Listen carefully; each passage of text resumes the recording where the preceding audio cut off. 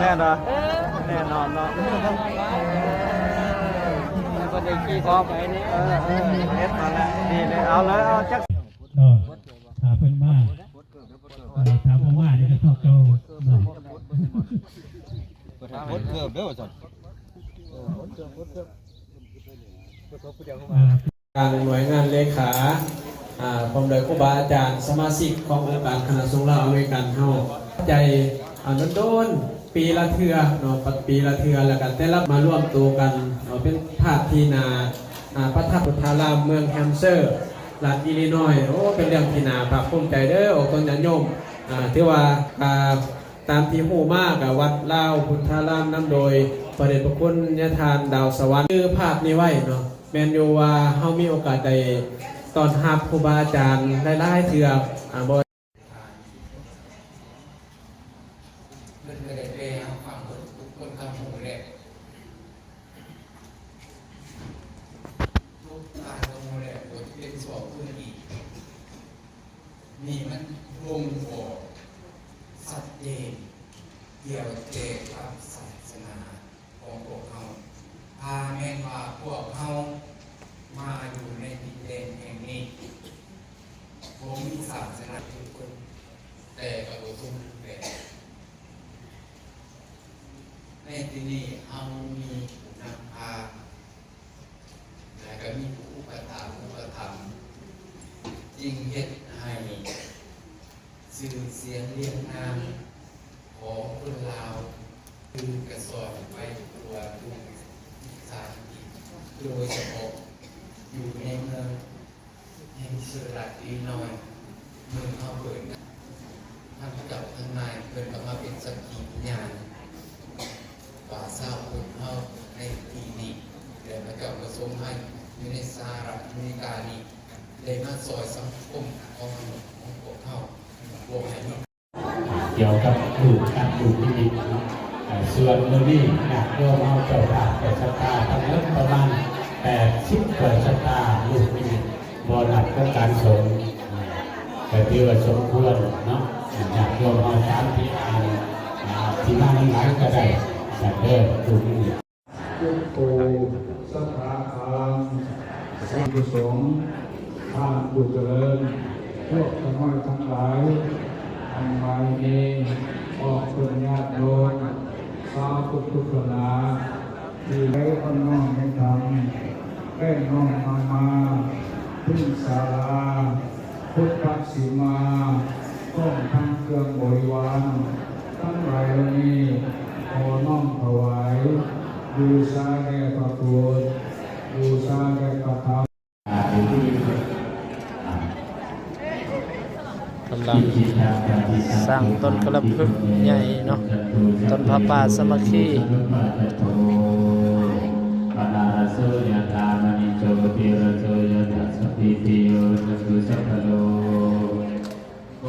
ญาติโยมมาจากรัฐต่างๆมาร่วมบุญสมโภชพระคอดบิซิมอยู่วัดลาวพุทธทุกขปัตตาจานิทุกขพยาปัตตาจานิโสกปัตตาจานิโสกังตุสัพเพปิธามิโนเอตาวัลตาอาเมสัมพุทธังสัพเพเดี๋ยวพุทโธสอนเราเสียเขามาเริ่มเขามาเริ่มที่แจ้งได้การกับคณะสงฆ์เฮาพอดีมาเริ่มผู้ใดเป็นเจ้าภาพที่ได้เกี่ยวผู้แก่ที่ท่านรอก็มีคนท่านช่างเพชรแล้วมาเต่าโลกกันที่นี่ตื่นพอวันที่10 โมงเลยลูกแก้วสะท้อนเจ้าภาพเพราะว่าผมมีตัดหมายครับตัวนี้ที่เป็นพิธีคนอื่นคณะสงฆ์ที่เป็นผู้ตัดพอลูกเป็นลูกเป็นทำได้ยังไงอัน8 ลูกทั้งนอกอันสำหรับเจ้าภาพแต่ปลายมันเอาอะไรเอาได้นึกเอาก็ได้ในพิธีกรรมตอนนี้เดี๋ยวนี้ทั้งสองอย่างจะเป็นระจบพิธีเอาไปวันละหันหาประสงค์นะสวดออกไปเลย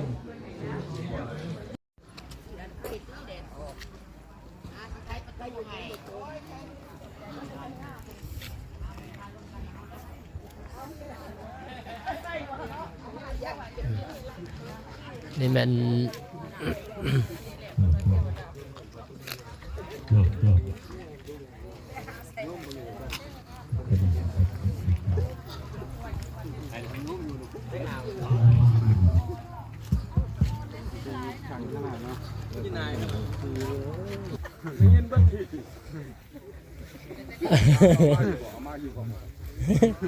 มันบ่ดัง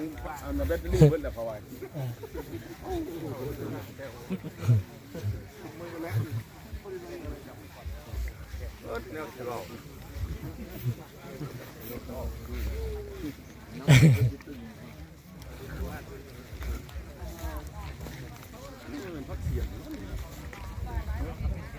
ตัวใดขนาดนี่แหละ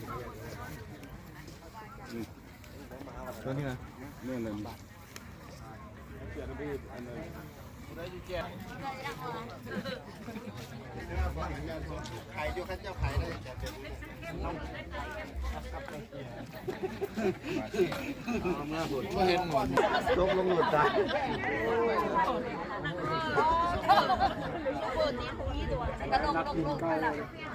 นักขับเต้28เก่า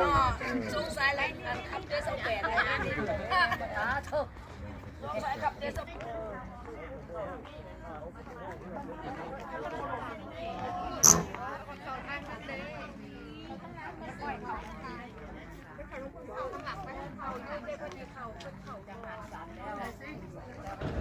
พี่น้อง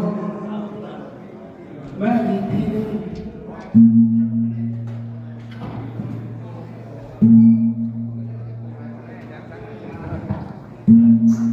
พงจะพูดกันแล้วนะยังพงไปนี่เขียนชี้ว่าอันนู้นพอแม่ขาว